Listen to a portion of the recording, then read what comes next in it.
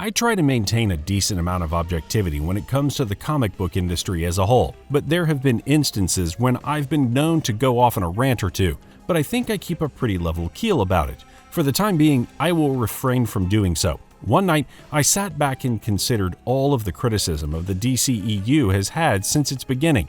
I've noticed that its universe has many qualities that the Marvel universe either lacks sometimes. The more I considered it, the more I discovered that I had appreciated several of their films more than I had previously assumed. So here's a list of reasons why I adore DCEu and think it's great.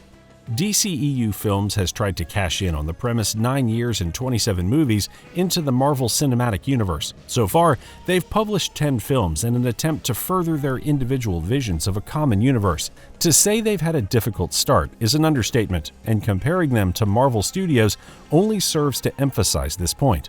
All of the DC Extended Universe films, with the exception of the most recent, have received harsh criticisms from both fans and critics, but Marvel, which has also received criticism, has been regarded as a studio that produces fantastic films.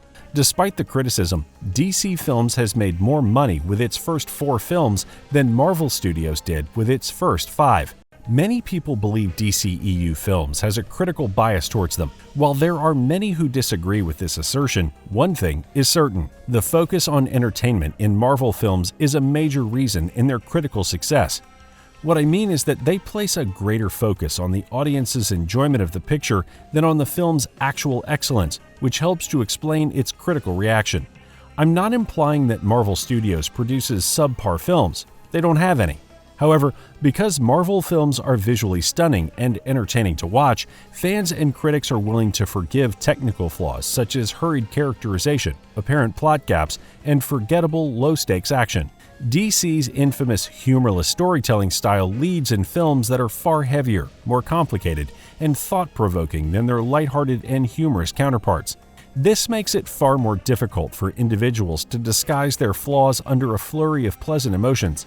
However, I believe that this is why the DCEu films have so far been more important and memorable than the majority of MCU flicks. That's not to imply the DCEu is without flaws or that Warner Brothers and DC Films' creative judgments aren't to blame. They certainly are. This was demonstrated right away with the decision to make Man of Steel the DCEu's first feature. Man of Steel was a good film that didn't deserve a lot of the criticism it received, but it was far too divided and divisive to serve as an effective start to a shared world. In comparison, Marvel's Iron Man was a box office smash and remains one of the MCU's best films to this day. By releasing Man of Steel as the first of several DC films in a shared world, the DCEu was doomed from the start to receive mixed reviews and audience reaction. Those who didn't enjoy Superman being associated with a darker, grittier tone, as well as the sequence in which Superman kills General Zod, were among the most vocal critics of Man of Steel, even though Superman has killed Zod on screen before in the much more lighthearted Superman 2.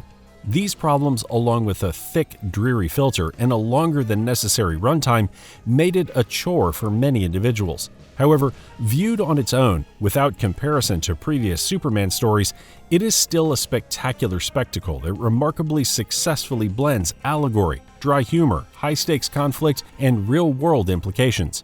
The film's plot is the most realistic Superman adaptation to date in terms of how the world would react to him if he were real, as well as the internal battle of a creature who knows he's a godlike alien but feels like a human after being reared as one. A world like ours. These are vital themes to have in films, with as much clout as comic book films have recently had.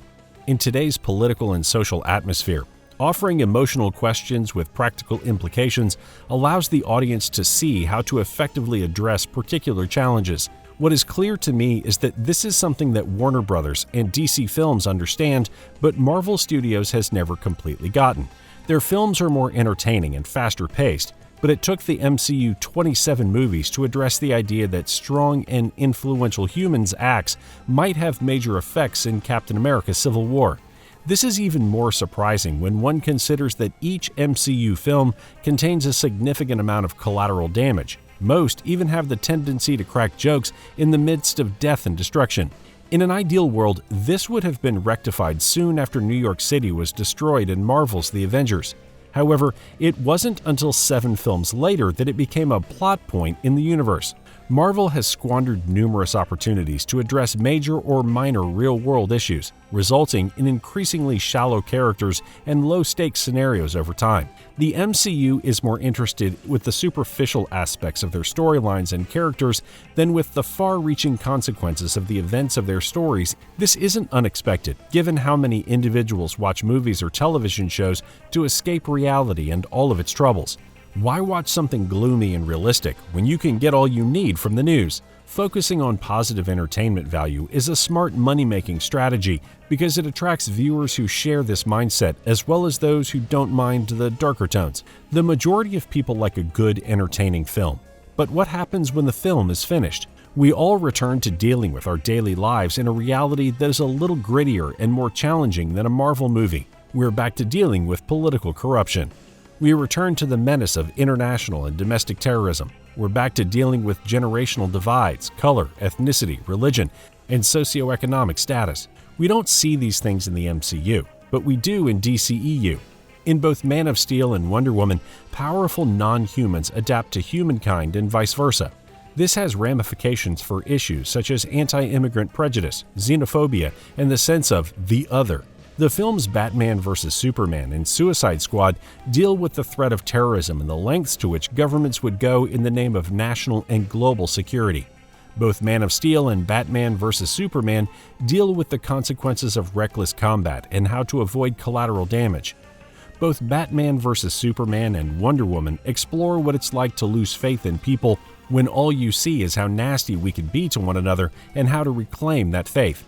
These are the types of films that the world needs to see because they show role models that we can follow. Let's face it, no one does all-time legendary characters better than DC. Not only do they have The Flash, Green Arrow, and Green Lantern on their list, but they also have Batman, Wonder Woman, and Superman. These 3 figures shaped and sculpted the comic book world into what it is now. Has the DCEu attempted to use these characters in film before? Yes, and they've all been successful to varied degrees.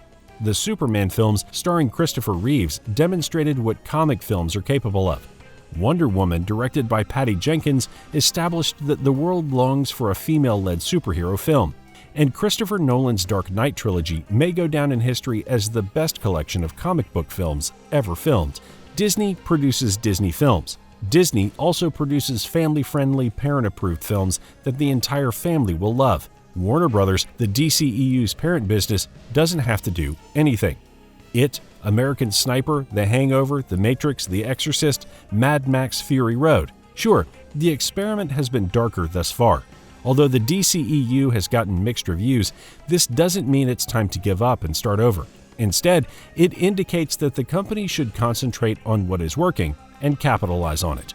Adult tones are effective. And this is one of the greatest reasons why I love DCEu.